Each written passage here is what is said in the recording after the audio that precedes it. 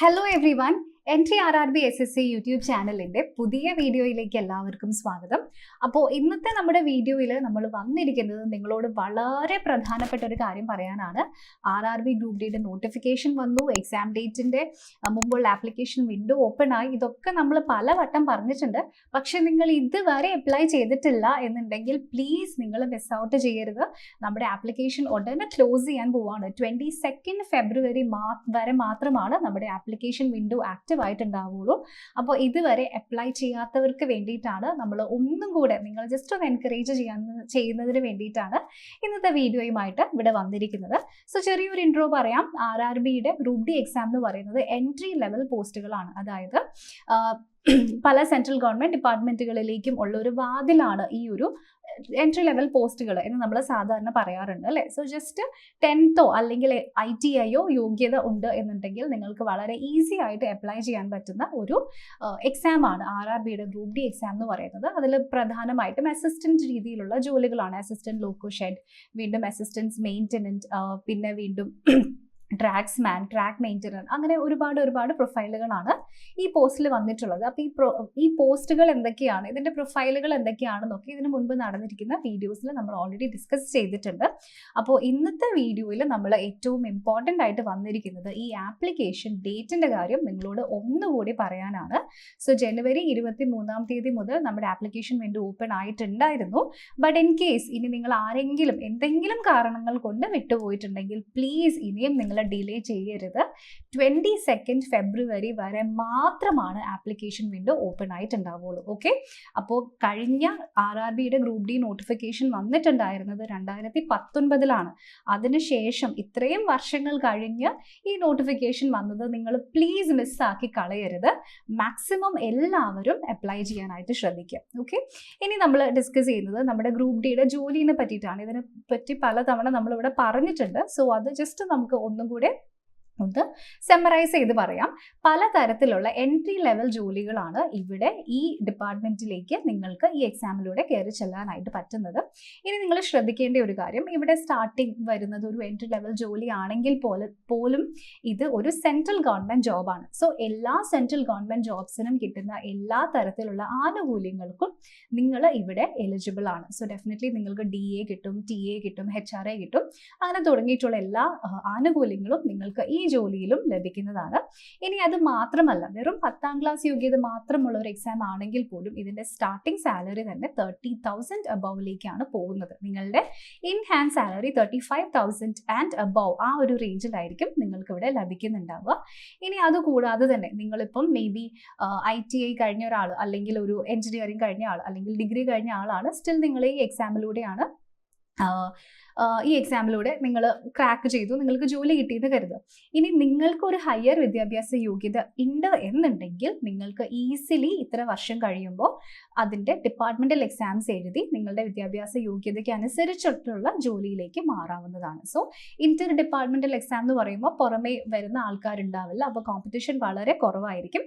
അതുകൊണ്ട് തന്നെ നിങ്ങൾക്ക് ഈസിലി വീണ്ടും ഉയർന്ന ലാഡറിലേക്ക്, നിങ്ങളുടെ കരിയർ ലാഡറിലേക്ക് ഉയർന്നു പോകാനായിട്ട് പറ്റും. ഓക്കെ, ഇനി വീണ്ടും ഞാൻ നേരത്തെ പറഞ്ഞിട്ടുള്ളത് പോലെ തന്നെ നമ്മുടെ നമ്പർ ഓഫ് വേക്കൻസീസ് ആണ് 32,000 അടുത്താണ് വേക്കൻസീസ് വരുന്നത്. അപ്പോൾ ചിലർക്കൊക്കെ ഡൗട്ട് ഉണ്ടാകും, ഇതിനു മുൻപൊക്കെ നമ്മൾ 1 lakh വേക്കൻസി എക്സ്പെക്ട് ചെയ്തില്ലേ, 50,000 എക്സ്പെക്ട് ചെയ്തില്ലേ, ഇപ്പോൾ 32,000 അല്ലേ ഉള്ളൂ എന്നൊക്കെ.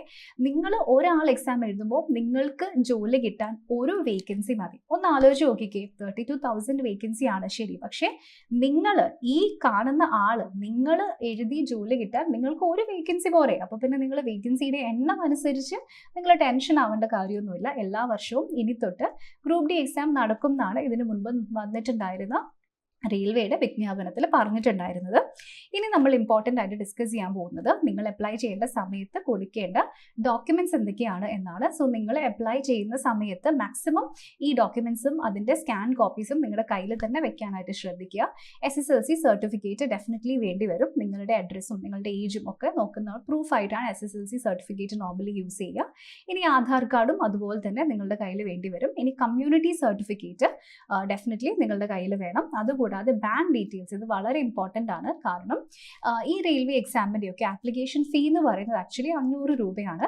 അതിൽ നിങ്ങൾ എക്സാം എഴുതി നിങ്ങളുടെ ഫസ്റ്റത്തെ എക്സാമിന് ഇരുന്ന് കഴിഞ്ഞിട്ടുണ്ടെങ്കിൽ 500 രൂപയിലെ 100 രൂപയായിട്ടുള്ള ട്രാൻസാക്ഷണൽ ഫീസ് എടുത്തതിന് ശേഷം ബാക്കി പൈസ നിങ്ങളുടെ അക്കൗണ്ടിലേക്ക് റീഇംബേഴ്സ് ചെയ്ത് വരും. ഓക്കെ, അപ്പോൾ അതിന് നിങ്ങൾ ബാങ്ക് ഡീറ്റെയിൽസ് തെറ്റിച്ച് കൊടുത്തിട്ടുണ്ടെങ്കിൽ അത് കിട്ടാൻ പ്രയാസമായിരിക്കും.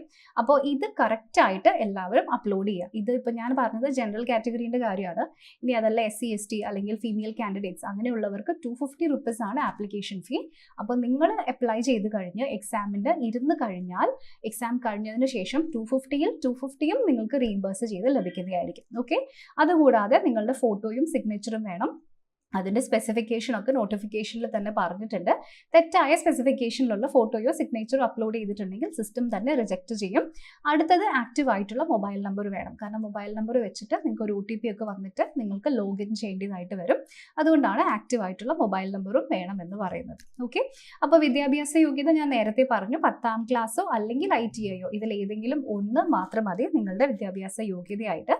സാലറിയുടെ കാര്യവും ഞാൻ നേരത്തെ ജസ്റ്റ് പറഞ്ഞതാണ്. സോ ഇതൊരു 10th ലെവൽ ജോബ് ആണെങ്കിൽ പോലും ഇവിടെ സാലറി 30,000 അബവ് ആണ് സ്റ്റാർട്ടിംഗ് സാലറി ഇൻഹാൻസ് സാലറിയിൽ കിട്ടുന്നത്. കാരണം ഇവിടെ ബേസ് പേയുടെ കൂടെ തന്നെ നിങ്ങൾക്ക് DA വരുന്നുണ്ട്. ഡിയോണസ് അലവൻസ് എന്ന് പറയുന്നത് ബേസ് പേയ്മെൻറ്റിൻ്റെ ഏകദേശം ഒരു 52% അടുത്താണ്. സോ അത്രയും തന്നെ DA വരുന്നുണ്ട്. അത് ഓരോ വർഷവും ഇനിയും ഇൻക്രിമെൻറ്റ് വരും. പിന്നെ ട്രാവൽ അലവൻസ് വരുന്നുണ്ട്, HRA വരുന്നുണ്ട്. ഇതൊക്കെ നിങ്ങൾക്ക് ഇവിടെയും ചെയ്യാനായിട്ട് ഡെഫിനറ്റ്ലി നിങ്ങൾക്ക് ഇവിടെ ഇതൊക്കെ വീണ്ടും നിങ്ങൾക്ക് ലഭിക്കുന്നതായിരിക്കും. ഇനി അത് കൂടാതെ തന്നെ ഗ്രോത്ത് പൊട്ടൻഷ്യൽ വളരെ കൂടുതലാണ്. കാരണം സ്റ്റഡി ആയിട്ടുള്ള ഗ്രോത്ത് ആണ് സെൻട്രൽ ഗവൺമെൻറ് ജോലികൾക്ക് നിങ്ങൾക്ക് ലഭിക്കും. നിങ്ങളുടെ പെർഫോമൻസ് ബേസ്ഡ് ആയിട്ടല്ല. ബേസിക്കലി ഇത്രയും മൈൽ സ്റ്റോൺ, ഇത്രയും നമ്പർ ഓഫ് ഇയേഴ്സ് കഴിയുമ്പോൾ ഓട്ടോമാറ്റിക്കലി നിങ്ങൾക്ക് പ്രൊമോഷൻസ് വന്നുകൊണ്ടിരിക്കും. ഇനി അടുത്തത് നമ്മുടെ ഏജ് ലിമിറ്റ് ആണ്. സോ സാധാരണ 33 വയസ്സ് വരെ ആയിരുന്നു നമ്മുടെ ഏജ് ലിമിറ്റ് ഉണ്ടായിരുന്നത്. പക്ഷേ 3 ഇയേഴ്സിൻ്റെ കോവിഡ് റിലാക്സേഷൻ കൂടി തവണ ആഡ് ചെയ്തിട്ടുണ്ട്. സോ 18 വയസ്സിനും 36 വയസ്സിനും ഇടയിലുള്ള ആർക്കും ഈ എക്സാമിന് അപ്ലൈ ചെയ്യാനായിട്ട് പറ്റും. അതേസമയം നിങ്ങൾ OBC, അതായത് അത് ബാക്ക്വേർഡ് ക്ലാസ്സസിൽ പെടുന്ന ഒരാളാണെങ്കിൽ നിങ്ങൾക്കൊരു +3 ഇയേഴ്സ് കൂടി റിലാക്സേഷൻ കിട്ടും. സോ 36 എന്നുള്ളത് 39 വയസ്സ് വരെ ഉള്ളവർക്ക് അപ്ലൈ ചെയ്യാൻ പറ്റും. ഇനി SC ആൻഡ് ST കാൻഡിഡേറ്റ്സ് ആണെങ്കിൽ അവർക്കൊരു +5 ഇയേഴ്സിൻ്റെ റിലാക്സേഷൻ കൂടെ കിട്ടും.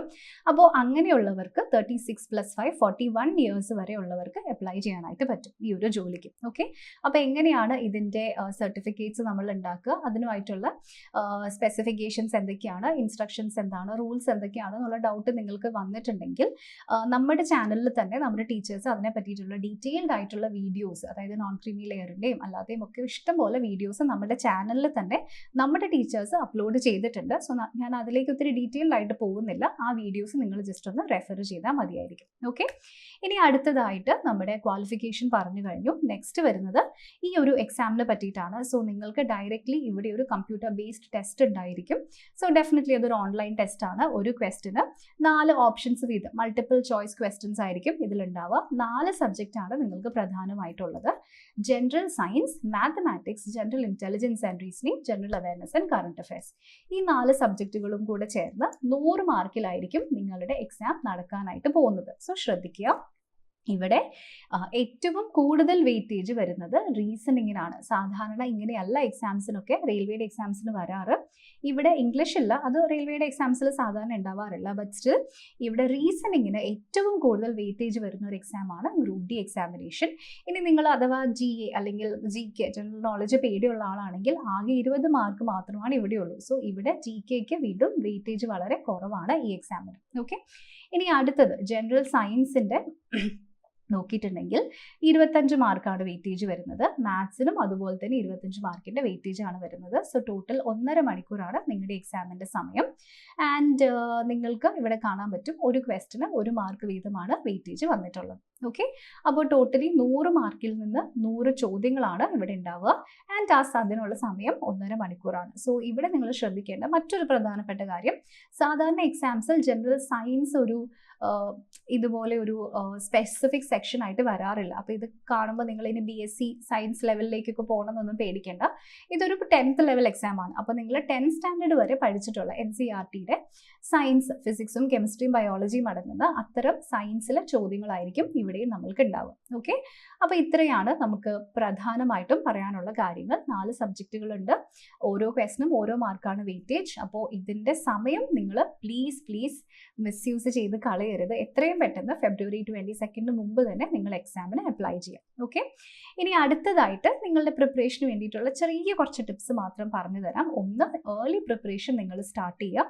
അതിനുശേഷം മാക്സിമം സ്റ്റഡി മെറ്റീരിയൽസ് കളക്ട് ചെയ്ത് അതിനെ സോർട്ട് ഔട്ട് ചെയ്ത് അതിൽ നിന്നും നിങ്ങളുടെ പ്രിപ്പറേഷൻ മുന്നോട്ട് കൊണ്ടുപോവുക. ഇനി നിങ്ങളുടെ പ്രിപ്പറേഷൻ കംപ്ലീറ്റ് ആവണം എന്നുണ്ടെങ്കിൽ മോക്ക് ടെസ്റ്റുകൾ നിങ്ങൾ ഒരിക്കലും ഒഴിവാക്കരുത്. ഫ്രീ മോക്ക് ടെസ്റ്റുകൾ നമ്മുടെ എൻട്രി ആപ്പിൽ തന്നെ ഇഷ്ടം പോലെ നമ്മൾ അവൈലബിൾ ആക്കി വെച്ചിട്ടുണ്ട്. സോ നമ്മുടെ എക്സാമിൻ്റെ അതേ എൻവയോൺമെൻ്റ് ആണ് നമ്മുടെ മോക്ക് ടെസ്റ്റുകൾക്കും എൻട്രി ആപ്പിലൂടെ നമ്മൾ കൊടുക്കുന്നത്. അതേ നേച്ചറാണ്. സെയിം നമ്പർ ഓഫ് ക്വസ്റ്റ്യൻസും സെയിം വെയിറ്റേജും സെയിം നെഗറ്റീവ് മാർക്കിങ്ങും എല്ലാം ഒരേപോലെയാണ് നമ്മളിവിടെ നമ്മുടെ മോക്ക് ടെസ്റ്റുകളിൽ പ്രൊവൈഡ് ചെയ്യുന്നത്.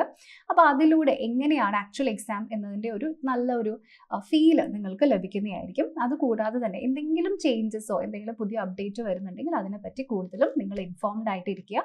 നിങ്ങൾക്ക് ഇതിനെപ്പറ്റി അന്വേഷിക്കാനൊന്നും സമയമില്ലെങ്കിൽ പേടിക്കേണ്ട. എല്ലാ ഗവൺമെൻറ് എക്സാംസിൻ്റെയും സെൻട്രൽ ഗവൺമെൻറ് എക്സാംസിൻ്റെയും എല്ലാ ലേറ്റസ്റ്റ് അപ്ഡേറ്റ്സും അന്നേരം തന്നെ നമ്മൾ നമ്മുടെ ചാനലിലൂടെ അപ്ലോഡ് ചെയ്യുന്നതായിരിക്കും. അപ്പോൾ അതിനുവേണ്ടി നമ്മുടെ ചാനൽ നിങ്ങൾ സബ്സ്ക്രൈബ് ചെയ്തിട്ടില്ലെങ്കിൽ എത്രയും പെട്ടെന്ന് സബ്സ്ക്രൈബ് കൂടി ചെയ്യാം. ഓക്കെ, സോ അപ്പോൾ ഡേറ്റ് വന്നിട്ടുണ്ട്. ഫെബ്രുവരി 22 ആണ് ലാസ്റ്റ് ഡേറ്റ്. ഞാൻ വീണ്ടും പറയുന്നു, നിങ്ങളത് മിസ്യൂസ് ചെയ്ത് കളയരുത്. 5 വർഷത്തിന് ശേഷമാണ് ഈ ഒരു നോട്ടിഫിക്കേഷൻ വന്നിട്ടുള്ളത്. സോ ഇവിടെ നമ്മുടെ പുതിയ ബാച്ചസിലേക്കുള്ള അഡ്മിഷൻസ് ഒക്കെ സ്റ്റാർട്ട് ചെയ്തിട്ടുണ്ട്. അതിനെപ്പറ്റി കൂടുതൽ അറിയാൻ ഈ സ്ക്രീനിൽ കാണുന്ന നമ്പറിൽ നിങ്ങൾ ജസ്റ്റ് ഒന്ന് കണക്ട് ചെയ്യുക. ഇനി എക്സാമിനെ പറ്റി എന്തെങ്കിലും ക്വറിയോ എന്തെങ്കിലും ക്വസ്റ്റനോ നിങ്ങൾക്കുണ്ടെങ്കിൽ ജസ്റ്റ് ഈ വീഡിയോയുടെ ഡിസ്ക്രിപ്ഷനിൽ ഒരു ഗൂഗിൾ ഫോം തന്നിട്ടുണ്ട്. ആ ഫോമിലൂടെ എഴുതി ചോദിച്ചാലും മതി. ഓക്കെ, അപ്പോൾ ഇത്രയും കാര്യങ്ങളാണ് നമ്മുടെ ഇന്നത്തെ ഈ ഒരു വീഡിയോയിൽ ഡിസ്കസ് ചെയ്തത്. So thank you so much for watching. എന്ത് ഡൗട്ട് ഉണ്ടെങ്കിലും ഒന്നുകിൽ ആ നമ്പറിൽ കോൾ ചെയ്യുക, അല്ലെങ്കിൽ ഗൂഗിൾ ഫോമിലൂടെ എഴുതി അറിയിക്കുക. ഓക്കെ, അപ്പോൾ നിങ്ങളെപ്പോലെ തന്നെ പഠിക്കുന്ന കുട്ടികൾ നിങ്ങളുടെ കൂടെ ഉണ്ടെങ്കിൽ, നിങ്ങളുടെ ഫ്രണ്ട്സോ കസിൻസോ ഒക്കെ ആയിട്ട് ഇതുപോലത്തെ ഗവൺമെൻറ് എക്സാംസിന് പ്രിപ്പയർ ചെയ്യുന്ന ആൾക്കാരുണ്ടെങ്കിൽ ഈ വീഡിയോ അവരിലേക്കും കൂടെ എത്തിക്കുക. മാക്സിമം ഷെയർ ചെയ്യുക. Okay, so thank you so much. അടുത്ത വീഡിയോയിൽ വീണ്ടും കാണാം.